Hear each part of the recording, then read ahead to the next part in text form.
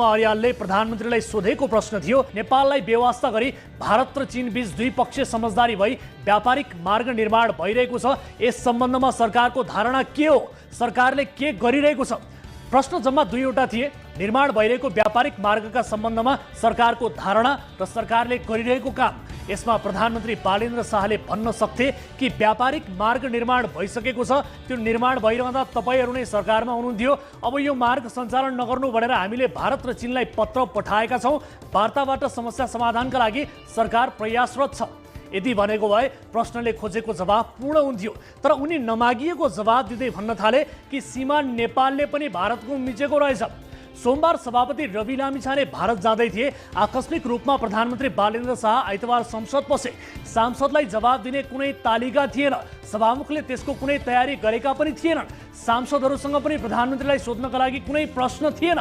सभापति